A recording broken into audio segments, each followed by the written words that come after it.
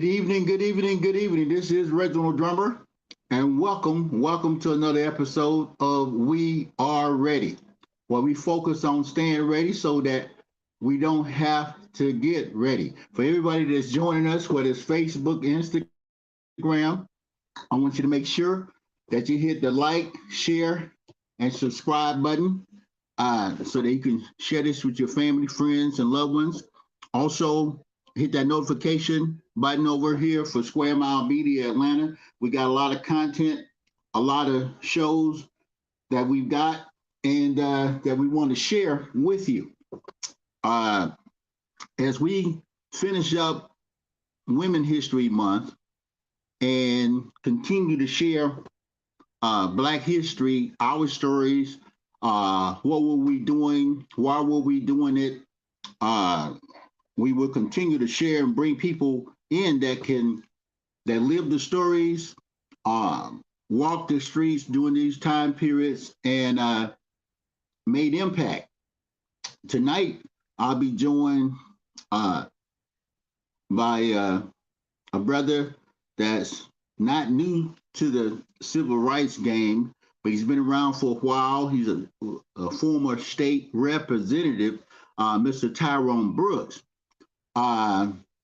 He will share with us some things, giving him a little moment to unpackage what kind of moved and motivated him on so many things. We're also entering the 55th anniversary of the assassination of Dr. Martin Luther King Jr. So as I bring State Representative Tyrone Brooks on, the Honorable, I would just like to ask you, how you doing this evening? Doing good. I've been out in the streets, got a little wet, but I've been out in the streets talking to people. Been up at one of my favorite soul food places over on Memorial Drive in East Atlanta, right around the corner from Reverend Jose Williams' home.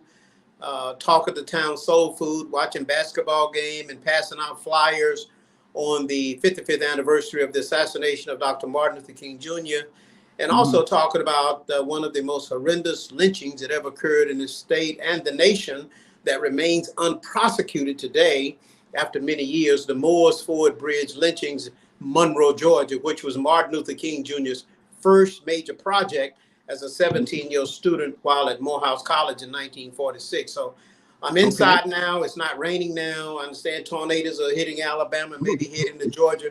The rain has stopped where I am right now, but I'm still working. We'll be out on the streets again tomorrow working, and be over in Monroe and Athens on Wednesday, come back to Atlanta. And then on Saturday, we will be in Monroe to commence with the annual tribute to Martin Luther King Jr.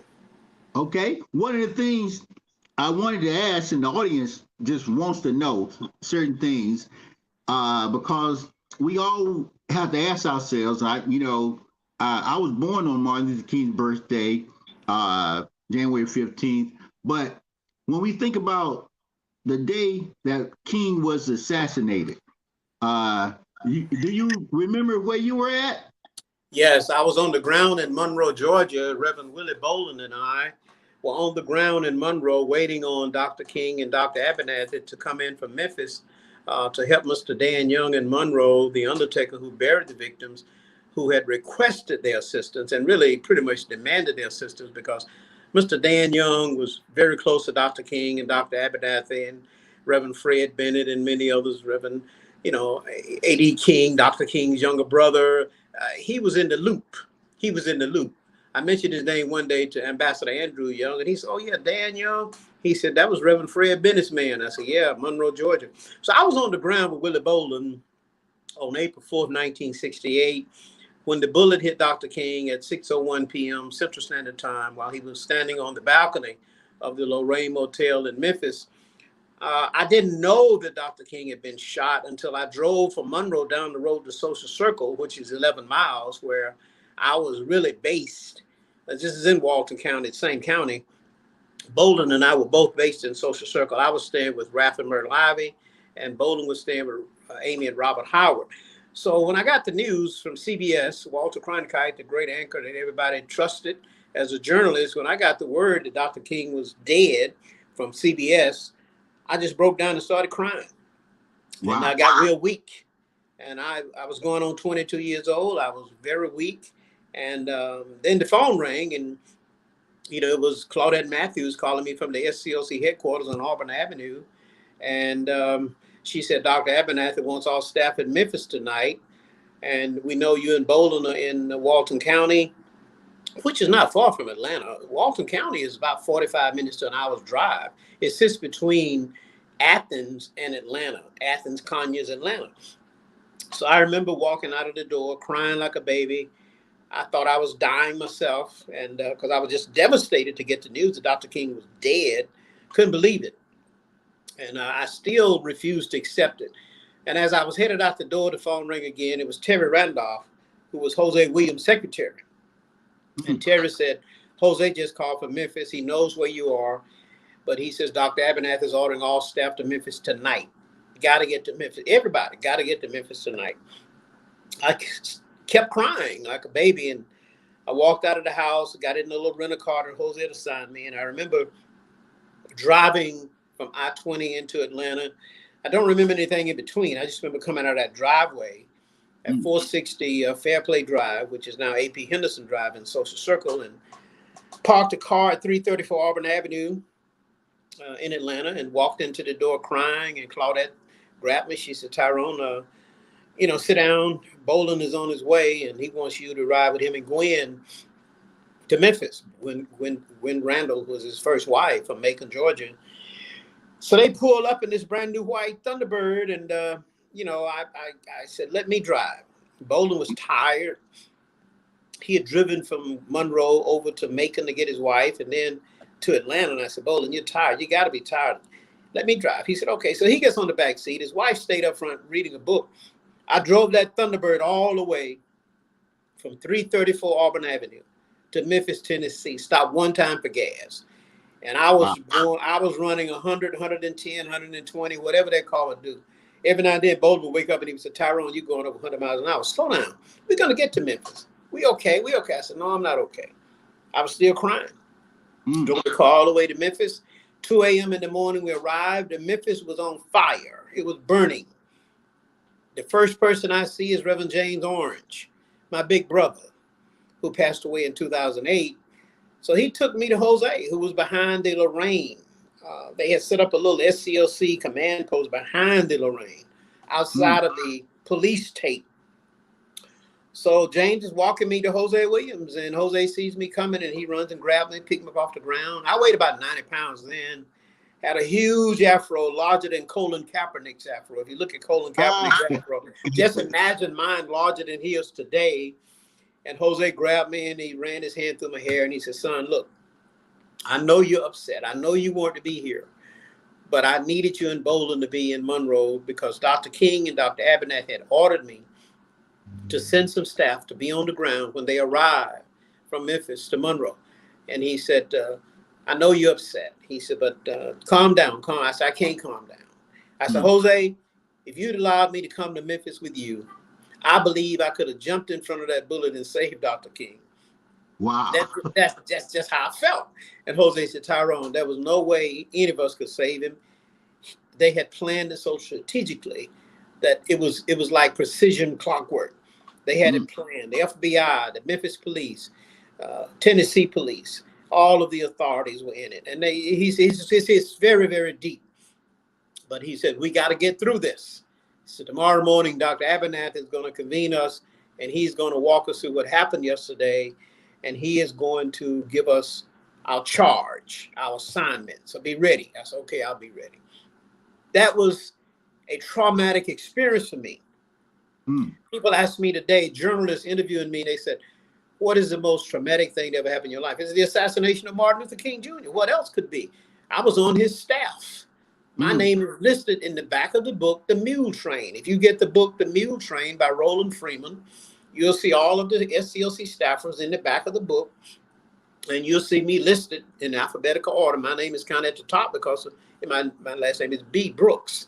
And you'll see me assigned to Social Circle, Georgia, age of 22, et cetera. So, hey, I just cannot get over it. And people say, well, all these years you haven't gotten over it, 55 years you haven't gotten over it. I said, I will die not ever getting over it. You understand me? I'll never get over the assassination of Dr. King. And that is one of the things that keeps me motivated, keeps me working to fulfill this dream.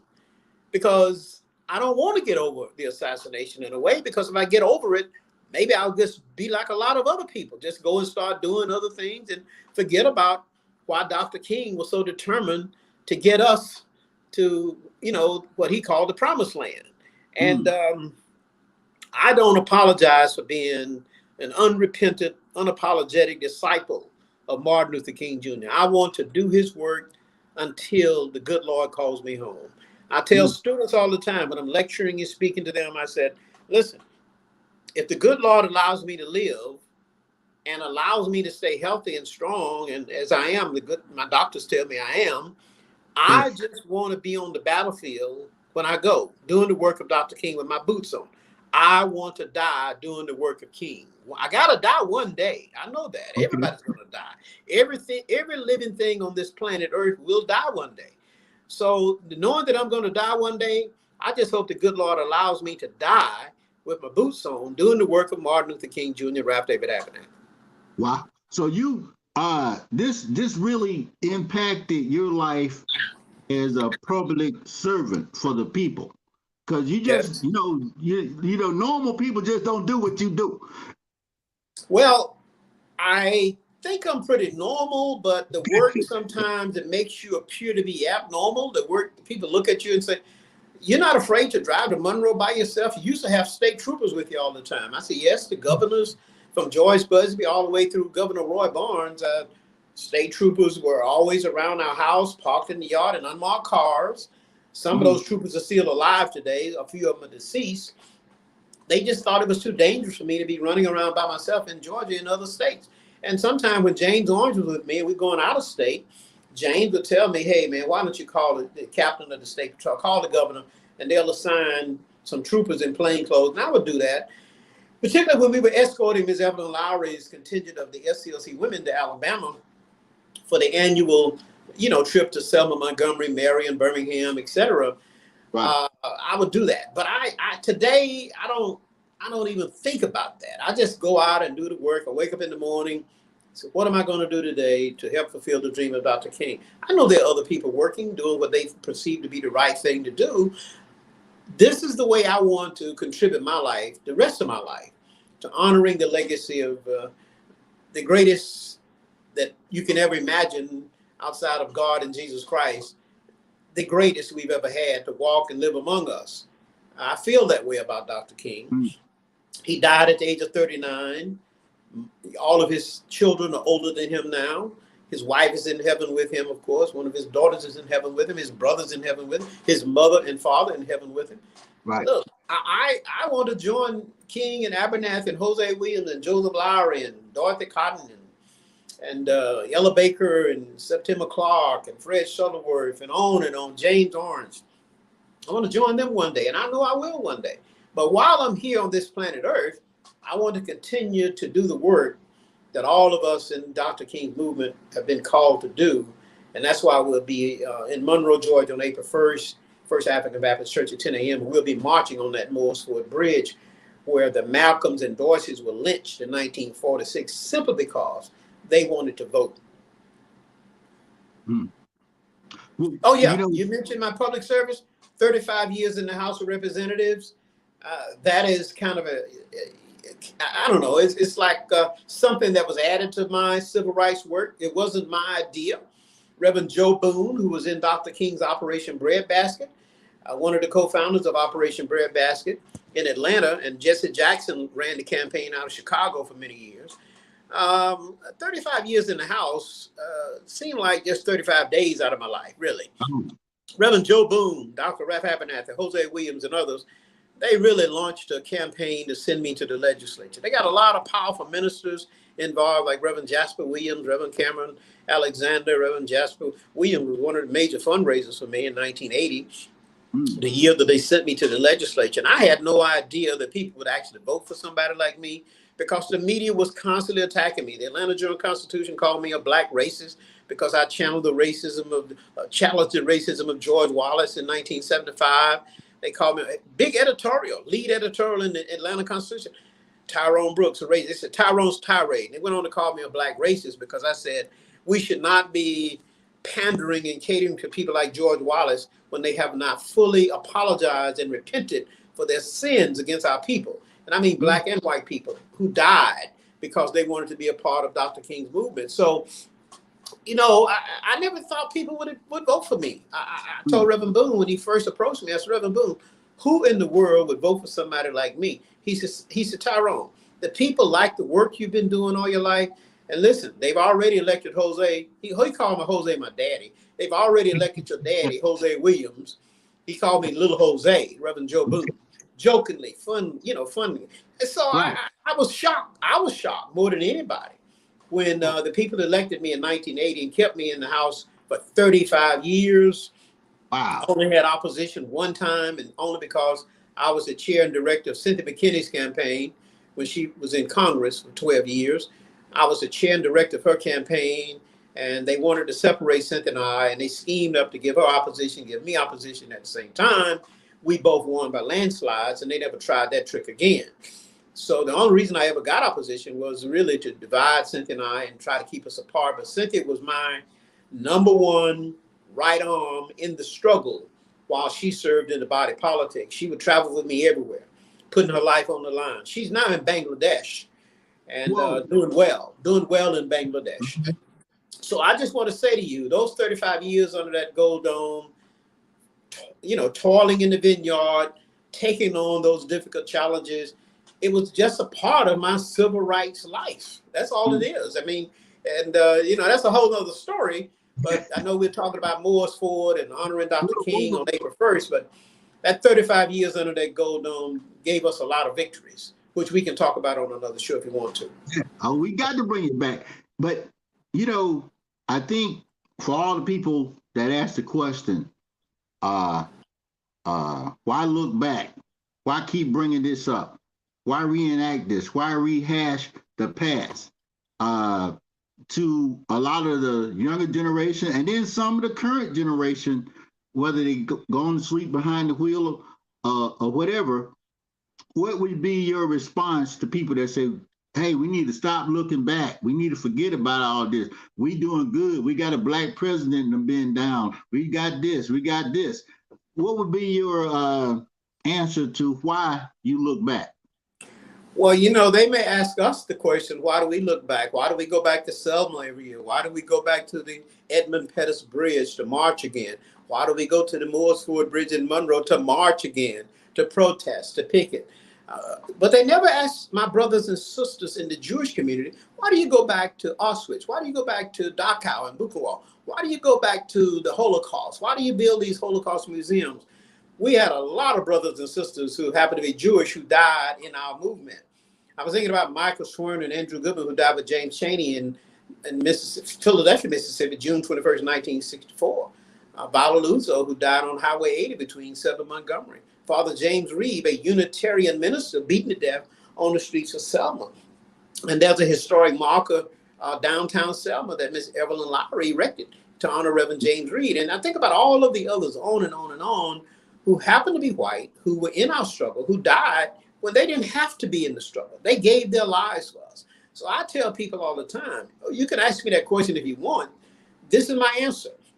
We will always look back because if we don't know our history, we are doomed to repeat it. If we don't teach our children and grandchildren and unborn generations the history of our people, you know, during the Middle Passage from the continent of Africa, we are traitors to them, the next generation of leaders, our babies. They have to run the world one day. I mean, they have to take over. We'll be gone. They have to be the leaders. They have to be the elected officials. They have to be the scientists, the engineers, the teachers, the preachers. They have to be the astronauts.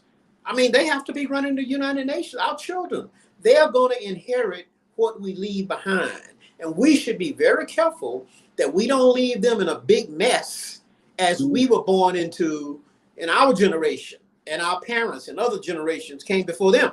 So I have to look back. And when I look back, I'm looking back for a reason. I'm not just looking back out of nostalgia. I'm looking back to say, okay, this is what happened.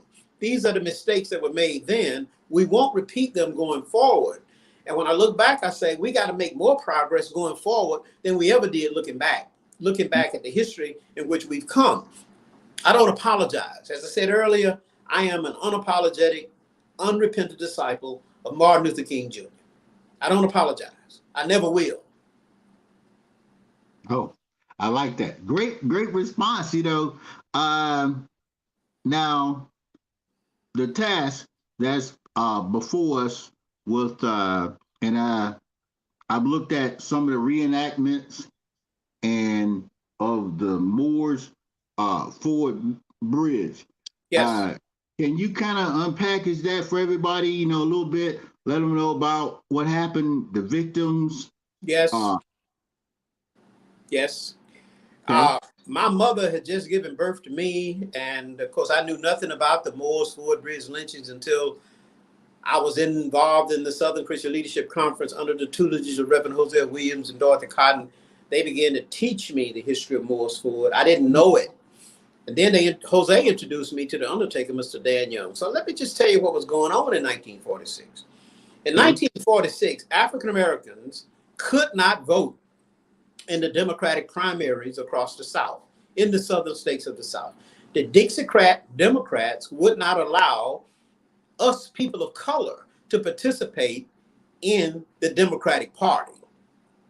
Now, people should understand that. I want people to pause for a minute who are looking at your show, who are listening. The Democratic Party would not allow us to vote in their primaries until 1946. We got the right to vote in the Democratic primaries because there was a courageous black man out of Columbus, Georgia, whose name was Mr. Primus King, who later became Reverend Primus King. He tried to vote in 1946. He actually went to the polls in 44 and they denied him. So he got a lawyer, white man again, to represent him pro bono. And they filed this lawsuit that took 2 years to get to the U.S. Supreme Court. He won at every level. He wasn't losing in this case. He won at the district court in Macon, Georgia. He won at the Fifth Circuit Court of Appeals in New Orleans because the state of Georgia was appealing it over and over and over. Every time Georgia would lose, they would appeal again.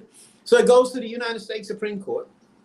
Took 2 years, 1946. So April 2nd, 1946, April 2nd, the United States Supreme Court, in a unanimous 9-0 decision, ruled that Georgia's all-white Dixiecrat Democratic primary system was illegal and unconstitutional.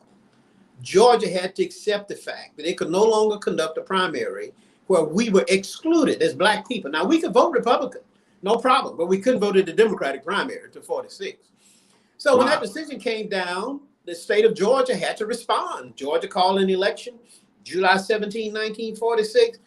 African-American citizens across the state, including my family down in Warren County and Han County, Georgia, began to go to the polls to vote. And the Ku Klux Klan became the enforcement mechanism for the Democratic Party to keep us from the polls. And so in Monroe, Georgia, it was Roger Malcolm, Dorothy Malcolm, who was 7 months pregnant, George Dorsey, Mae Murray Dorsey. George Dorsey was a retired, highly decorated military veteran from the United States Army, highly decorated veteran. They were lynched simply because they participated in the democratic process. Over in Butler, Georgia, Taylor County, which is south of Fort Valley, another black soldier, Maceo Snipes, was lynched because he came home from the war and he said, hey, I've been in World War II. I've been fighting for America. I've been traveling. I've been working. I've been upholding the Constitution of the United States, putting my life on the line. I want to register to vote. White people in Butler, Georgia, Taylor County said, no, you can't register to vote here because of the color of your skin. We don't allow you-ins to vote in our primaries. Well, he registered, and when he voted, they lynched him the next day. Martin Luther King Jr. was a 17-year-old student at Morehouse. He read about these lynchings. And as a 17-year-old idealistic, futuristic leader, he was outraged. And he began to write letters to the president, members of Congress, law enforcement. The black press carried a lot of his letters protesting lynchings. The Atlanta Constitution and Journal ran some of his letters. We found them in the archives of the AJC. So this young student at Morehouse launched a movement to end lynchings in America. without even knowing it. He was just protesting what he was reading and seeing because he was a prolific reader. I mean, you know, his family was well connected. And he was just outraged as a student. He was saying lynchings have to end. Our people should not be murdered because they want to vote. Democrats were killing our people. They were the Ku Klux Klan. The Ku Klux Klan was heavily controlled by the Democratic Party and funded by the Democratic Party in Georgia. Wow. And Mississippi and Alabama and Florida. The whole South. You talking about the deep southern states. So anyway, the lynching case in Monroe, Georgia became a major case. NAACP joined the movement. Crisis Magazine ran stories. The Pittsburgh Courier, the Atlanta Daily World, Chicago Defender. I mean, you know, the Birmingham Times, you know, those black papers that were very strong then. That was our media network. That's how we got our news. And then black radio. But the Morris Ford Bridge lynching case was so powerful in terms of attracting attention and really touching the conscience of America that President Harry Truman had to order a federal investigation. So FBI agents came in, you know, U.S. attorney came in, and they did what they thought they could do. They didn't convene a grand jury in Monroe. They had to convene the grand jury next door in Athens, Clark County. And they called a lot of witnesses, and black and white.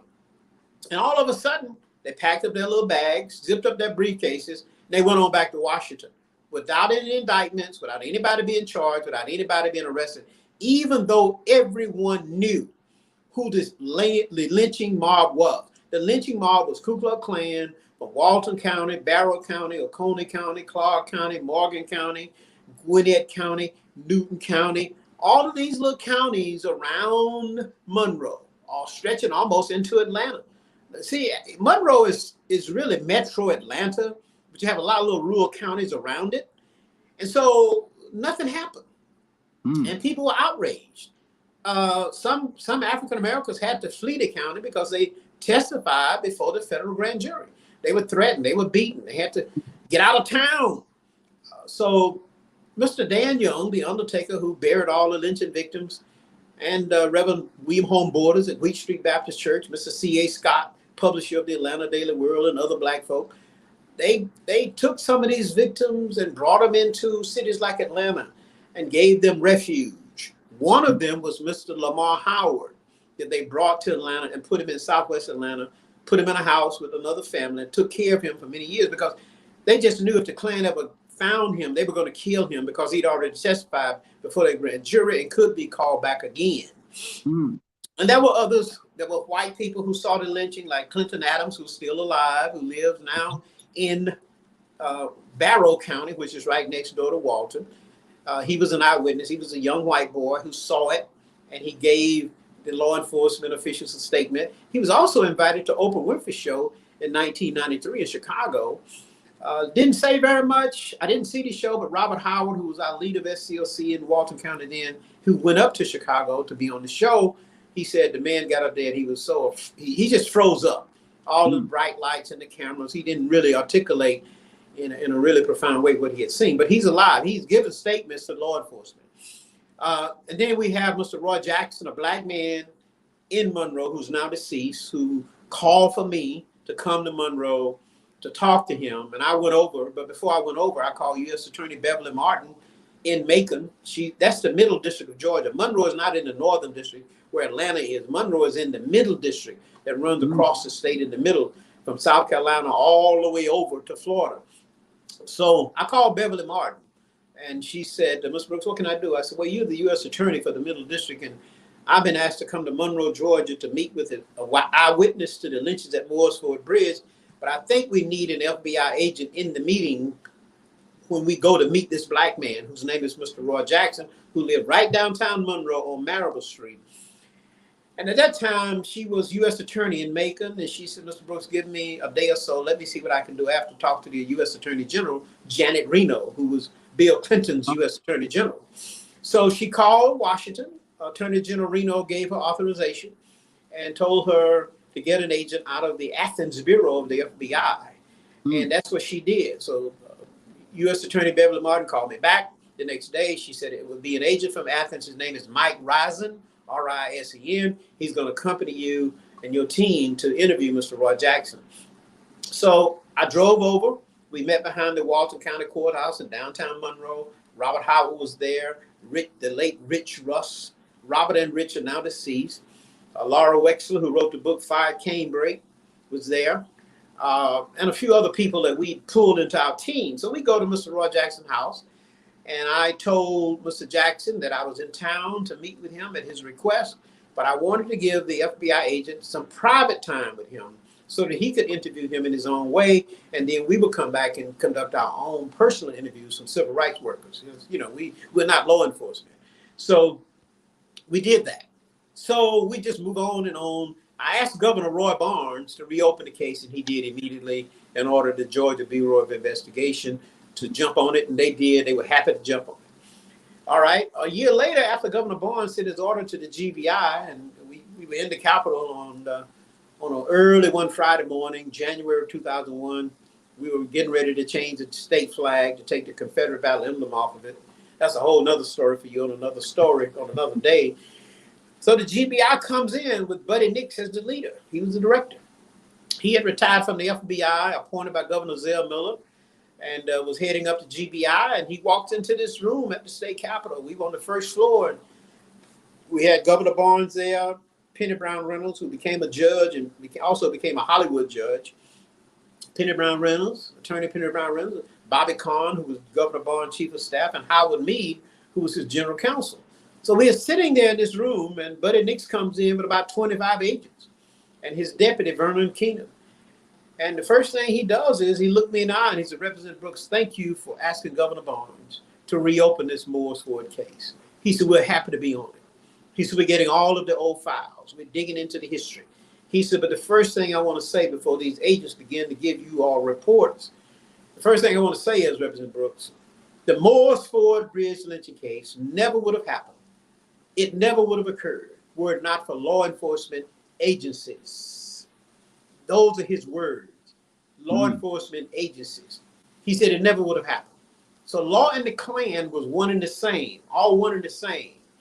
The law and the Klan were like twins, brothers and sisters.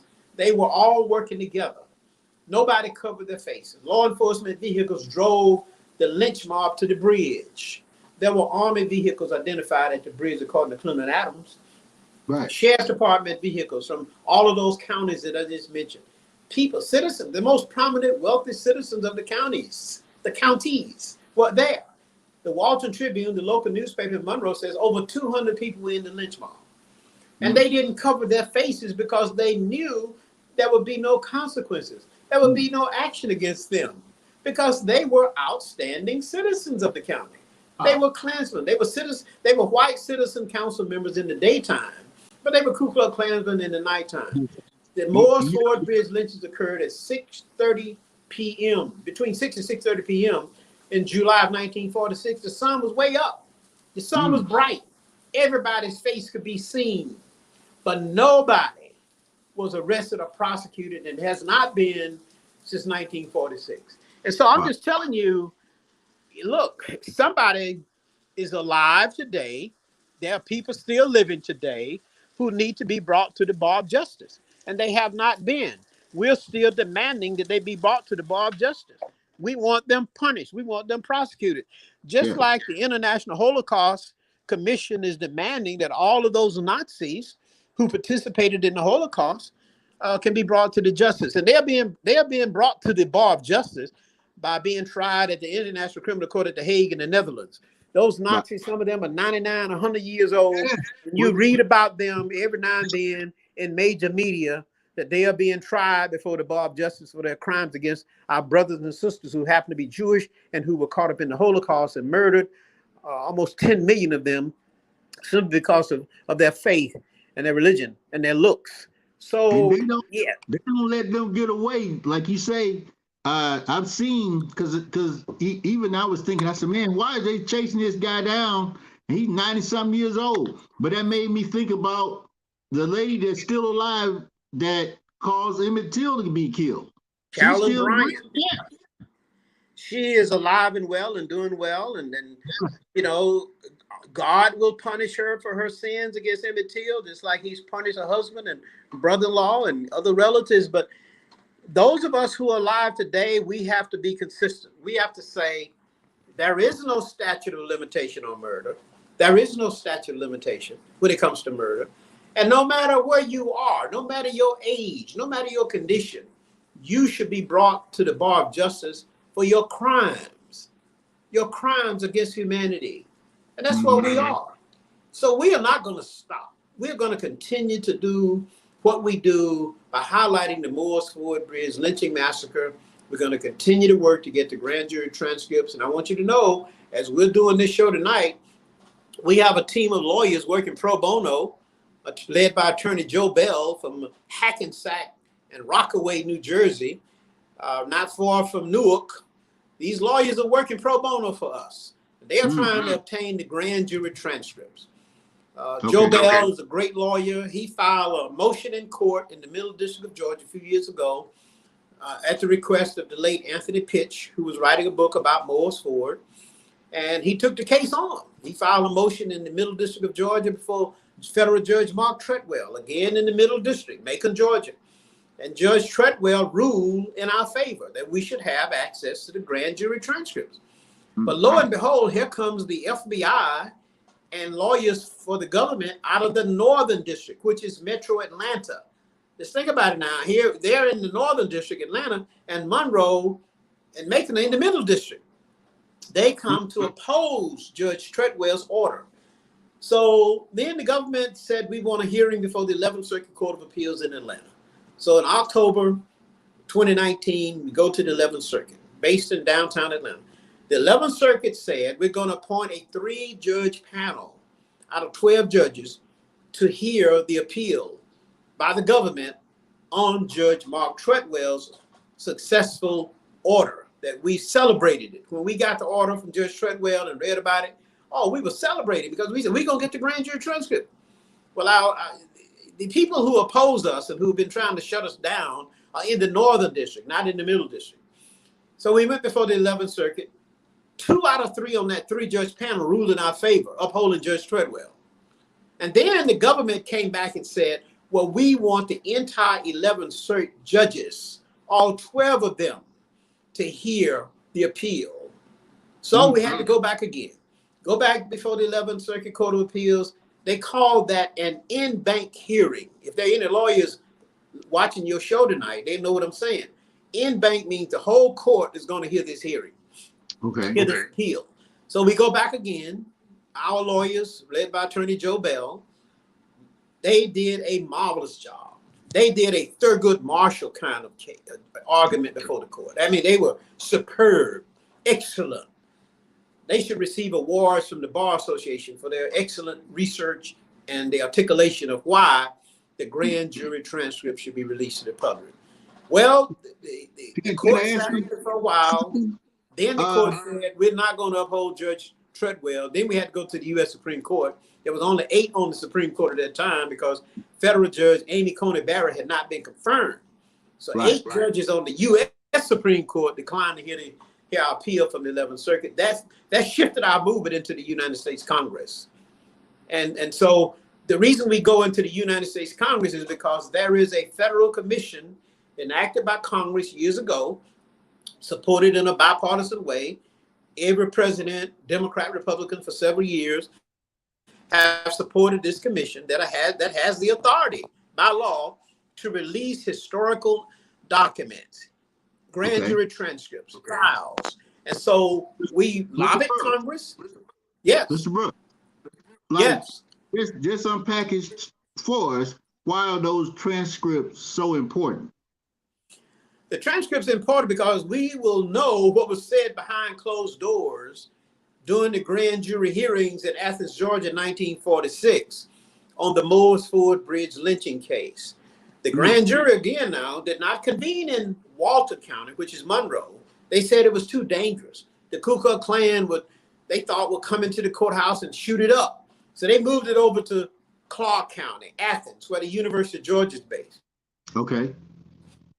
So we're trying to get inside of the grand jury and what was said by getting the transcript. These are recordings, these are records, these are files that we can dissect so that we will know what people said when they were called to testify before this grand jury. I mean, we'll be able to see Wow. what they said about who and here, where, whatever. And so they don't want us to have it because the people who are opposing us, we believe many of them are opposing us, and they are in law enforcement. They are federal officials, FBI, U.S. attorneys, all these rich people from all of these counties that I mentioned earlier. I believe they know that some of their relatives are going to be exposed for being at the Moores Ford Bridge and that lynch mob in 1946. And that's why they oppose us. That's why they fight us. But here we are in Congress now. This is very important for the public to understand. This commission that was authorized by Congress several years ago has been extended by law to give us more time so that we will be able to take all of the movement activists and relatives of the victims before this commission and plead for them to release the grand jury transcripts. And they can do that.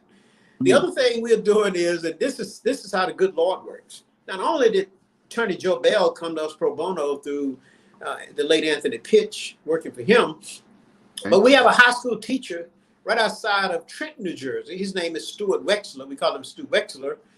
He's gotten the permission from his principal and the superintendent of schools and the Board of Education in the Trenton, New Jersey area to take high school students into classes and teach them how to lobby Congress. So these high school students from New Jersey have been going down to Washington with this high school teacher named Stuart Wexler, and they have been lobbying members of the Senate and the House, urging them to vote to extend the life of the commission, but also we want to beef up the powers of the commission by giving it new strength.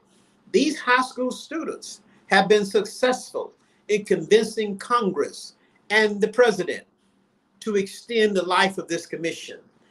If you look at the record, you probably can find it on YouTube.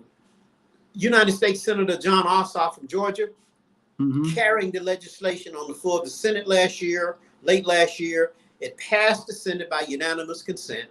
It goes to the House, and it was represented on the floor of the House by Representative Bonnie Watson Coleman from the Trenton, New Jersey area. She carried it in the House. It passed the House by unanimous consent. It goes to the president. So President Biden signed it in December of last year. So the commission has been extended. It's been given more life. But also, our team is still trying to strengthen it, to give it more power. And that's where we are now. That's where we are now. The commission is intact. All of the members have been appointed.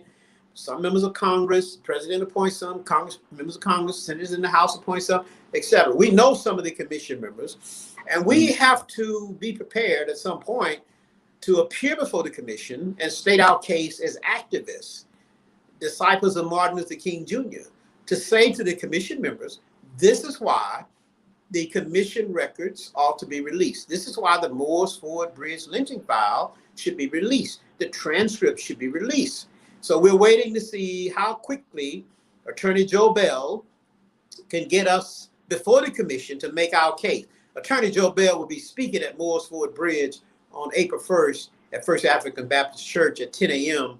as we convene the 55th commemoration anniversary of the assassination of Dr. King. He basically comes down from New Jersey every year, just about every year. Stuart Wexler came last July to speak. We don't do anything in July, but we do it all the first Saturday in April. It's just too hot in July.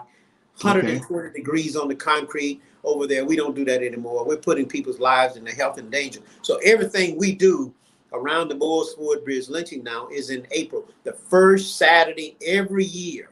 This year it happens to be April the 1st. Next year it might be April 2nd, April 3rd, but it's always the first Saturday. So you'll hear from Attorney Joe Bell as to where we are with that commission and how soon he predicts we can get an audience with the commission members and state our case. We hope and pray that they will respond to our invite to come to the Moores Ford Bridge, walk across the bridge, go down on the river, go down under the bridge, as we've done many times, go to the courthouse in downtown Monroe, where Roger Malcolm was held for 11 days after he got into a fight with a white man whose name was Barney Hester.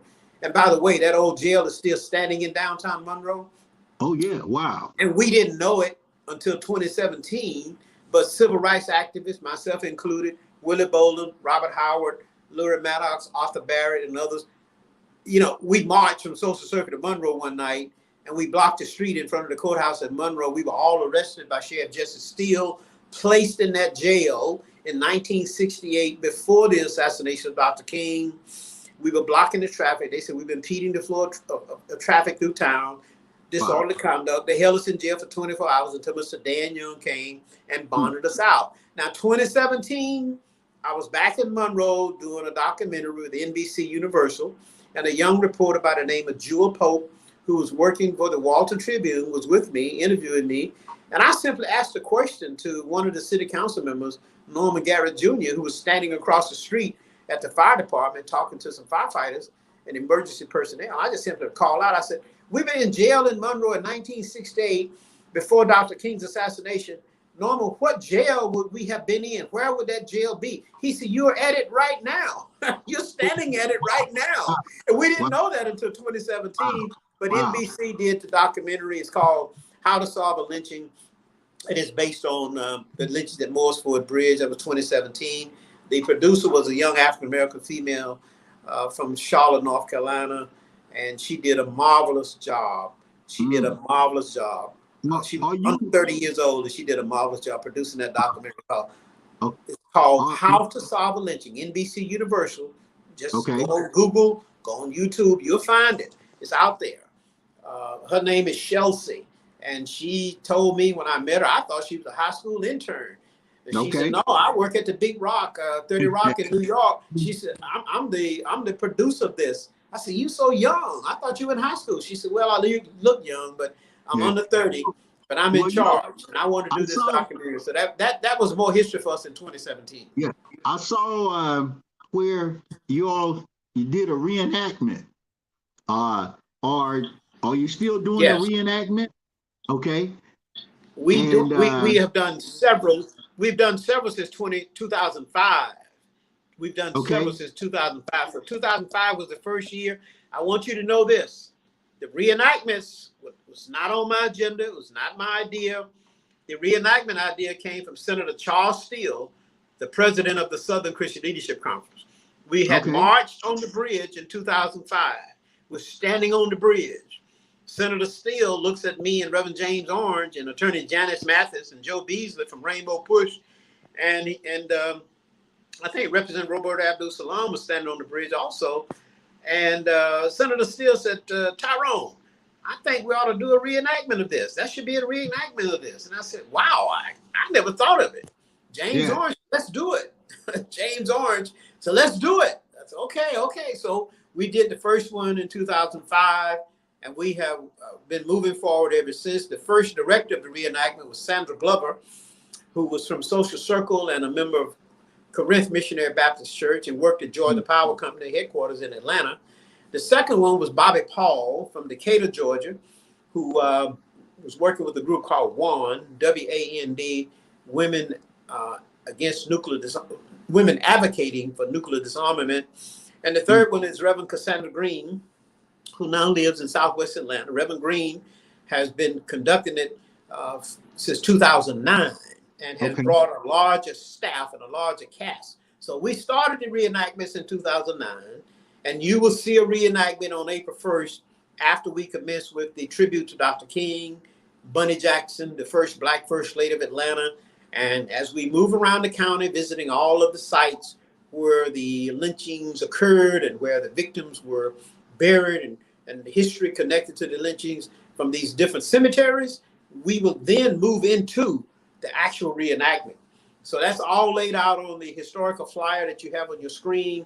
But I have to commend President Steele, Senator Charles Steele, because if he had not said to us, there should be a reenactment of this and challenged me and James Orange, because we're the SCLC veterans, I don't think we would be doing reenactments. So if anybody want to give anybody credit, I always give Senator Steele the credit. I was on CNN 3 or 4 days after the first reenactment in 2005. They had me at the headquarters in downtown Atlanta over and over and over. And each one of the different hosts would say to me, Representative Brooks, how did you come up with this idea to do a reenactment of a lynching? We never heard of that before. I said, wait a minute. It's not my idea. You need to give Senator Charles Steele credit. He was the one who conceived of us doing reenactments. give him the credit. He deserves it, because without him, there would be no reenactments. I think the reenactments raised the Moores Ford profile to a higher level. And then we got the blessing of having the first Black First Lady of Atlanta, Bunny Jackson, Bunny Hayes Jackson Ransom, from Lewisburg, North Carolina, originally, who made Maynard Jackson famous. She joined us over 10 years ago, and she took us to a whole nother level in terms of media communication. We already had Madge Owens working with me for many, many years. Madge has been with me at the state capitol and ran all of my business at the capitol and did such a superb job and helping others too. But Bunny came in, and lo and behold, my goodness, she took us to a whole nother level. All media from South Africa, from Europe, from Asia, Australia. I mean, the BBC was kind of like living with us every year from London. Wow. My God, it just came from everywhere. She had us everywhere. And she wrote several articles that we can provide you. She was getting ready to write a book on me and Moores Ford, I believe, before she passed in February. But let me tell you, so many people woke up after we started doing the reenactments. And Senator Steele, God bless him, I hope he's watching. If you're not, I hope you'll send him a copy of your show. But I saw him today on the SCLC TV show where he was promoting the Moores Ford Bridge lynching massacre and our tribute to Dr. King and Bunny Jackson. But I give all credit to him, no matter where I go, no matter where I'm whether I'm in Georgia, whether I'm in the United States, or abroad, on another country, another continent. I say, hey, give the accolades to the president of the Southern Christian Leadership Conference, Senator Charles Steele, who's hails from Tuscaloosa, Alabama, but he now lives in Atlanta. And I want you to know, every president from Martin Luther King Jr., every president in SCLC's history, from King through Abernathy to Lowry, I mean, we can go to every one of them, all the way to Steele. Everyone has been connected to Moores Ford in some way or fashion. And Martin King III is the only one who told me in Selma, Alabama 2 years ago, Tyrone, I'm coming to join you all on that bridge in Georgia. I said, that's the Moores Ford Bridge. That's the one that your father made famous. Our leader made famous. That's where 5 people were lynched in 1946, 2 couples and an unborn baby. He said, I'm coming. Well, he hadn't made it yet. Whenever he comes, we would greet him. He would represent his father's legacy, SCLC legacy. He is a former president of SCLC. But also, Ambassador Andrew Young has been there. Congressman John Lewis has been there. Reverend Jesse Jackson. Ben Jealous, the NAACP national president for several years. I mean, I can go on. Stacey Abrams, who was the Democratic leader in the House of Representatives, April 6, 2013, came with Ben Jealous and marched on the bridge. I mean, and stood up and told the government, basically, you need to leave this team alone. So she asked a question one day to the AJC, who's behind this and where is this coming from? She voted with us. She supported us. She did all she could to make sure that the government didn't run me out of the legislature while we were conducting this movement. So I give Stacey credit too. And I want to thank all of those warriors who've been a part of this movement, who participated in this movement, who are loyal to Dr. King's legacy, who love the legacy of King by joining. By the way, we're the only direct action movement in the state of Georgia around Dr. King's commemoration, 55th anniversary of his assassination. We're the only direct action movement in the state of Georgia. I don't know about other states, but there's no other direct action activity in the state of Georgia commemorating the assassination of Dr. King other than the Moores Ford movement in Georgia. So April 1st, 10 a.m. at First African Baptist Church, 130 Tyler Street, downtown Monroe at the corner of Broad. We will commence at 10 a.m. that morning. We have a 3-hour program bringing out the history, many speakers. Then we will commence with the reenactment starting at 1 o'clock sharp. 1 o'clock sharp, we leave that church, and the clock starts ticking. We leave at 1 o'clock for the last 20 years plus. We leave at 1 and we go around the county, and then we end up at the Moores Ford Bridge where you see the final scene where the Malcolms and the Dorseys died on July 25th, 1946. But April 1st, 10 a.m., Monroe, Georgia, First African Baptist Church. If you need more information, audience, go to Moores Ford Movement on Facebook. Moores Ford Movement on Facebook, MOORES, Ford Movement on Facebook. And you can always call me at 404-372-1894. 404-372-1894. My phone's always open. We're accessible to the public. We answer your questions. and we do whatever we can to really educate you on this great history launched by Martin Luther King Jr. He started it. It's our job to carry it on. And you do pick up, my brother. Yes, sir. Yes, sir. I'm like, That's a whoa. part of being in what people call the leadership movement. If you really about the people and for the people and of the people, you can't play with the people. You can't tell the people I'm here for you and don't answer your phone. I never had unlisted phone numbers in the legislature. My phone would ring at the house, at the business. I mean, in the Capitol, and Madge Owens will tell you when you meet her, Tyrone didn't ask us to screen his calls at the Capitol. You dial my number. If I'm in, I answer the phone. If I'm not in, take a message. I'll call you back. And we think that's why our movement has been so sustained over the years, because people have faith in us. They believe in us. They see us as a genuine component of Martin Luther King Jr.'s work.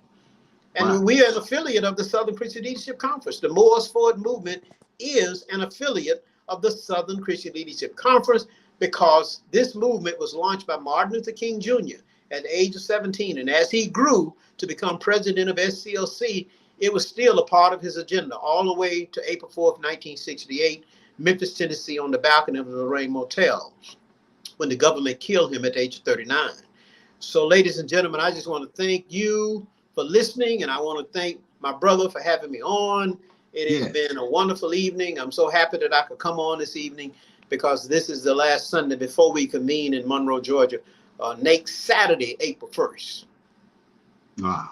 And definitely, we definitely appreciate your work. You know, like to give people their flowers, you know, pats on the back and trophies, and while the blood running through the body, so we can ask questions and talk. So you reveal so much to not just me, but the listening audience about this whole Moores Ford Bridge. And I just saw, and I probably got to read the book. How good is that book, Fire in the Canebrake by? It is excellent. You got to read it. There's a new movie out on Dr. King's life. The family just sent me a link to YouTube. It's on YouTube. It's a new movie out by Dr. Abernathy's life. But the book and the walls came tumbling down. I was with Dr. Abernathy in promoting his book. I traveled with him on his book tours in 1989. When he passed away in 1990, I was invited to speak at his homegoing service at the West 100th Street Baptist Church. You'll see me on the YouTube channel with that. But also, the legacy of Ralph Abernathy is intertwined and connected with Martin Luther King Jr. They were like twin brothers. They were like twin. They were inseparably linked. And if you listen to the last speech of Dr. King, Mountaintop, April 3rd, 1968, Mason Temple, Memphis, Tennessee, Dr. King begins his speech by saying, "Thank you, Ralph David Abernathy, the best friend that I have in the world." In the world. Those are words of Martin Luther King Jr. in Mountaintop at the beginning. So please get the book, and The Fire at Canebrake by Ralph David Abernathy.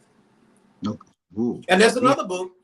The Mule Train book by Roland Freeman is another book you need to get. Get that book, The Mule Train by Roland Freeman, which is a book that highlights the Poor People's Campaign and the Mule Train, which I was on with Willie Boland. You can see all of our names in the back of the book in terms of staff, but also you see Andrew Young and Dr. King, Jose Williams, Dr. Abernathy, and many of the local citizens in Marks, Mississippi, all across the South. You know, you'll see all these great leaders, Walter Fontroy, Washington, D.C. Let me tell you something. That book is a great read. And I tell you this, if you read those books, you will learn about the movement. If you don't read those books, you will never know, because the mainstream media is not going to give you the truth. They're not going to tell you the story. You can't believe the New York Times, the Atlanta Journal-Constitution, the Washington Post. They're not going to give you the truth. Those are corporations that have hidden agendas. The corporate community hated Dr. King. He was the most hated man in America while he lived. While he lived. And after the assassination, all of a sudden America fell in love with him because he was safely dead. You ought to hear that. You ought to hear that speech, that sermon by Reverend Bernice King. She can preach it about her daddy being the most hated man in America. I heard her deliver that speech January 2013 at the state capitol, when the state says it was honoring Dr. King on his birthday. I know we've taken up a lot of your time. I know you got to go, But I Yeah. appreciate you so very much, brother, for We letting me we come on your appreciate show. you. And we say a shout out, Miss King. She just had a birthday. Yes, Yeah, you know, it's wonderful yeah, for her to have another birthday. yeah. Dr. Joe Lowry, my grandma would always say there's only one alternative to having birthdays and getting older. Okay. That's dying young. My Ooh. grandmama Ada Myrick and Dr. Joe Lowry would say that all the time. There's only one alternative to having birthdays and getting older. So we want to keep having those birthdays. And Yes. I want to say happy birthday to Reverend Bernice and the whole King family, the whole Abernathy family, the Lowry family. I was with one of Dr. Lowry's daughters, Karen, this week. I just had lunch and I was leaving this restaurant in East Point called Q's, and she saw me in Yes. when she was with a friend, and you can't leave, you got to talk to us, you got to talk. We had to go. I had to sit there for 2 hours with them. I enjoyed it. Two beautiful sisters talking to me about Dr. Lowry's life and the Abernathys and the Kings and the Hosea Williams and the James Oranges and the Dorothy Cottons and the Septima Clarks and the Evelyn Lowrys and Juanita Abernathys and Juanita Williams. I mean, it was just so rich this past Tuesday for me to sit with Karen Lowry and one of her good friends from Cascade United Methodist Church. But look, brother, thank you for letting me come on. Anytime you want me on, just call me. We can do another show after Morris Ford.